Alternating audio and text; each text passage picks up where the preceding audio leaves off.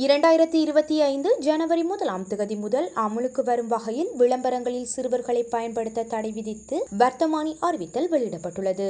அதன்படி உணவுப் பொருட்களின் விளம்பரங்களில் 12 வயதுக்குட்பட்ட சிறுவர்கள் இடம்பெறுவதை தடை செய்து வர்த்தமானி அறிவித்தல் ஒன்று வெளியிடப்பட்டுள்ளது. இந்த வர்த்தமானி அறிவித்தல் சுகாதார அமைச்சர் வைத்தியர் நலிந்த ஜெயதிசவினால் வெளியிடப்பட்டுள்ளது. அதேவேளை கடந்த 6ஆம் தேதி நடைபெற்ற பாராளுமன்ற அமர்வில் ஜனவரி 1 முதல் 12 வயதுக்குட்பட்ட சிறுவர்களை விளம்பரங்களில் பயன்படுத்த தடை செய்யப்படும் என சுகாதார பிரதி அமைச்சர் வைத்தியர் கசங்க விஜயமுனி தெரிவித்திருந்தமையும் குறிப்பிடத்தக்கது. முன்னாள் அமைச்சர் மனுஷன் நாணயக்காரர் நாட்டை விட்டு வெளியேறியுள்ளதாக சமூக வலைதளங்களில் செய்திகள் வெளியாகியுள்ளன. சுவிட்சர்லாந்துக்கு சென்ற மனுஷன் நாணயக்காரர் பின்னர் வேறு ஒரு ஐரோப்பிய நாட்டுக்கு சென்றுள்ளதாகவும் குறிப்பிடப்பட்டுள்ளது. முதலில் மனுஷன் நாணயக்காரர் இலங்கையை விட்டு வெளியேறியுள்ளதாகவும் அதன் பின்னர் தனது மனைவி மற்றும் பிள்ளைகளை அந்நாட்டுக்கு அழைத்து வருவதற்கு ஏற்பாடு செய்துள்ளதாகவும் தெரிவிக்கப்படுகின்றது. எனினும் வருட இறுதியில் தனிப்பட்ட பயணமாக மட்டும் வெளிநாட்டில் இருப்பதாகவும் விரைவில் இலங்கைக்கு வரவுள்ளதாகவும் அவரது நெருங்கிய உறவினர் ஒருவர் கூறியதாகவும் தெரிவிக்கப்படுகின்றது. மனுஷன் நாணயக்காரவின் சகோதரர் வெளிநாடுகளில் வேலை வாங்கி தருவதாக மக்களை ஏமாற்றிய குற்றச்சாட்டின் பேரில் ரகசிய போலீசாரால் கைது செய்யப்பட்டு நீதிமன்றில் ஆஜர்படுத்தப்பட்டு விளக்கமறியலில் வைக்கப்பட்டுள்ளார். இந்நிலையிலேயே முன்னாள் வெளிநாட்டு வேலைவாய்ப்பு அமைச்சராக இருந்த மனுஷன் நாணயக்காரர் நாட்டை விட்டு வெளியேறியுள்ளமையும் குறிப்பிடத்தக்கது. அரசாங்க ஊழியர்களின் குறைப்பை மேற்கொள்ள எதிர்பார்க்கவில்லை என அமைச்சர் நலிந்த ஜெயதிச தெரிவித்துள்ளார். இன்று இடம்பெற்ற அமைச்சரவை தீர்மானங்களை அறிவிக்கும் ஊடகவியலாளர் சந்திப்பில் கலந்து கொண்ட அமைச்சர் அரசு சேவையில் மக்களை திறம்பட மற்றும் வினைத்திறனுடன் ஈடுபடுத்துவதே அரசாங்கத்தின் எதிர்பார்ப்பாகும் என்றும் குறிப்பிடப்பட்டுள்ளது. ஆட்சேர்ப்பு செய்யப்பட்டவர்களை நாட்டு மக்களுக்கு சேவைகளை வழங்கும் வகையில் ஒழுங்குபடுத்த எதிர்பார்த்துள்ளதாக தெரிவித்த அமைச்சர் சுகாதார அமைச்சின் கீழ்நிலையில் உள்ள பெரும்பாலான ஆட்சேர்ப்புகள் சேவை தேவையை விட அரசியல் தேவைக்காக செய்யப்பட்டுள்ளதாக சுட்டிக்காட்டினார். அரசாங்க ஊழியர்களின் எண்ணிக்கையை 36% குறைப்பதற்கு தேசிய மக்கள் சக்தி அரசாங்கம் திட்டமிட்டுள்ளதாக குற்றம் சுமத்தப்பட்டுள்ளது. ஐக்கிய மக்கள் சக்தி நாடாளுமன்ற உறுப்பினர் நலின் பெர்னாண்டோ இந்த குற்றச்சாட்டை சுமத்தியுள்ளார். சர்வதேச நாணய நிதியத்துடன் கடந்த அரசாங்கம் ஏற்படுத்திக் கொண்ட இணக்கப்பாட்டின் அடிப்படையில் தற்போதைய அரசாங்கம் இந்த நடவடிக்கை எடுத்து வருவதாக அவர் சுட்டிக்காட்டியுள்ளார். அரசு ஊழியர்களின் எண்ணிக்கையை 5.5 லட்சத்தினால் குறைப்பதற்கு திட்டமிடப்பட்டுள்ளதாக குறிப்பிடப்பட்டுள்ளார். ஜனாதிபதியின் சிரேஷ்ட ஆலோசகர் துமிந்த கீழகமுவ அரசாங்க ஊழியர்களின் எண்ணிக்கையை குறைப்பு தொடர்பில் அண்மையில் கருத்து வெளியிட்டிருந்தார் என நலின் பெர்னாண்டோ தெரிவித்துள்ளார். எதிர்வரும் வரவு செலவு திட்டத்தில் இதற்கான நடவடிக்கைகள் எடுக்கப்படும் என அவர் மேலும் கூறியுள்ளார். இதேவேளை அரசாங்க ஊழியர்களின் எண்ணிக்கையை குறைப்பது தொடர்பில் அரசாங்கம் அதிகாரப்பூர்வ அறிவிப்பு எதனையும் இதுவரையில் வெளியிடப்படவில்லை. இலங்கை ராணுவத்தின் 25வது தளபதியாக லெப்டினன்ட் ஜெனரல் லசந்த ரெட்ரிகோ சற்று முன்னர் பதவியேற்றுள்ளார். ராணுவ தலைமையகத்தில் இன்று தனது கடமைகளை அவர் பொறுப்பேற்றுள்ளார். புதிய ராணுவ தளபதியாக மேஜர் ஜெனரல் லசந்த ரெட்ரிகோவும் புதிய கடற்படை தளபதியாக ரியர் அட்மிரல் காஞ்சன பனாகுடவும் ஜனாதிபதி ஆண்ட்ரூகுமார திசாநாயக்கினால் நேற்று நியமிக்கப்பட்டிருந்தனர். இது தொடர்பான நியமன கடிதங்கள் நேற்று ஜனாதிபதியின் செயலாளர் கலாநிதி நந்திக சனத்குமார் நாயக்கவினால் ஜனாதிபதி அலுவலகத்தில் வைத்து கையளிக்கப்பட்டன. மேலும் ராணுவ தளபதி ஜெனரல் விக்கும் லியனகே மற்றும் கடற்படை தளபதி அட்மிரல் பிரியந்த பெரேரா ஆகியோர் இன்று தமது பதவிகளில் இருந்து ஓய்வு பெறுகின்றமையும் குறிப்பிடத்தக்கது.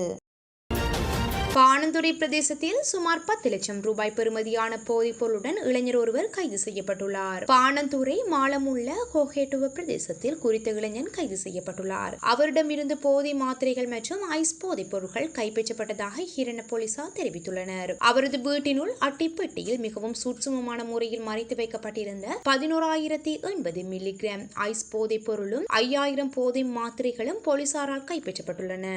ஹிரண போலீசாருக்கு கிடைத்த தகவலின் பேரில் மேற்கொள்ளப்பட்ட சோதனையில் சந்தேக நபர் கைது செய்யப்பட்டுள்ளார். கைப்பற்றப்பட்ட போதைப் பொருட்களின் மொத்த பெறுமதி 10 லட்சம் ரூபாய் ஆகும். இது தொடர்பான மேலதிக விசாரணைகளை கிரண போலீசார் மேற்கொண்டு வருகின்றனர்.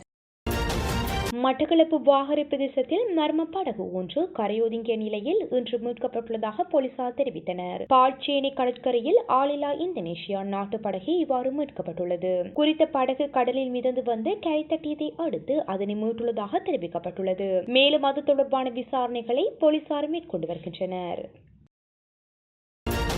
இன்றிலிருந்து அடுத்த சில நாட்களில் வடக்கு வடமத்திய கிழக்கு மற்றும் ஊவா மாகாணங்களில் மழை நிலைமை சற்று அதிகரிக்கக்கூடிய சாத்தியம் காணப்படுகின்றது. வடக்கு வடமத்திய கிழக்கு மற்றும் ஊவா மாகாணங்களிலும் மாத்தளை மாவட்டத்திலும் அவ்வப்போது மழையோ அல்லது இடியுடன் கூடிய மழையோ பெய்யக்கூடிய சாத்தியம் காணப்படுவதாக வளிமண்டலவியல் திணைக்களம் எதிர்ப்பு கூறியுள்ளது. கிழக்கு மற்றும் ஊவா மாகாணங்களிலும் மாத்தளை மற்றும் புலனறுவை மாவட்டங்களிலும் சில இடங்களில் 75 மில்லிமீட்டருக்கும் அதிகமான ஓரளவு பலத்த மழை வீழ்ச்சி எதிர்பார்க்கப்படுகின்றது. நாட்டின் ஏனைய பிரதேசங்களில் பல இடங்களில் மாலையில் அல்லது இரவில் மழையோ அல்லது இடியுடன் கூடிய மழையோ பெய்யக்கூடிய சாத்தியம் காணப்படுகின்றது. மேல் சப்ரமுகம் மற்றும் தென் மாகாணங்களில் சில இடங்களில் 50 மில்லிமீட்டர் அளவான ஓரளவு பலத்த மழை வீழ்ச்சி எதிர்பார்க்கப்படுகின்றது. வடக்கு கிழக்கு மற்றும் வடமத்திய மாகாணங்களில் அவ்வப்போது மணித்தியாலத்துக்கு 30 தொடக்கம் 35 கிலோமீட்டர் வரையான வேகத்தில் ஓரளவு பலத்த காற்று வீசக்கூடும் எனவும் எதிர்பார்க்கப்படுகின்றது. மேல் சப்ரமுகம் மத்திய மற்றும் தென் மாகாணங்களில் சில இடங்களில் காலை வேளையில் பனிமூட்டமான நிலை காணப்படும் என எதிர்பார்க்கப்படுகின்றது. இடியுடன் கூடிய மழை பெய்யும் வேளைகளில் அப்பிரதேசங்களில் தற்காலிகமாக பலத்த காற்றும் வீசக்கூடும். மின்னல் தாக்கங்களினால் ஏற்படக்கூடிய பாதிப்புகளை குறைத்துக் கொள்ள தேவையான முன்னெச்சரிக்கை நடவடிக்கைகளை எடுத்துக் கொள்ளுமாறு பொதுமக்கள் அறிவுறுத்தப்படுகின்றனர்.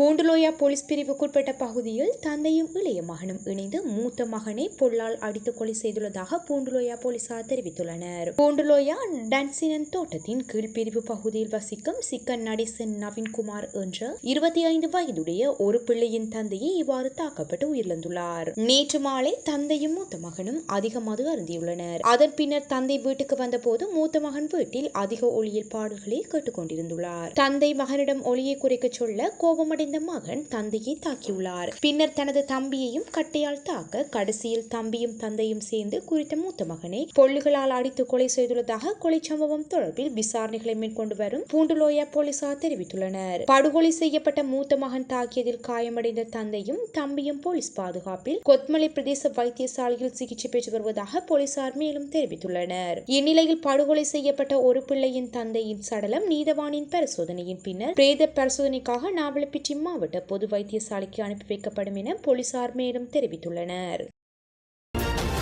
2025 ஜனவரி 1ஆம் தேதி முதல் அமலுக்கு வரும் வகையில் விளம்பரங்களில் சிறுவர்களை பயன்படுத்த தடை விதித்து வர்த்தமானி அறிவித்தல் வெளியிடப்பட்டுள்ளது.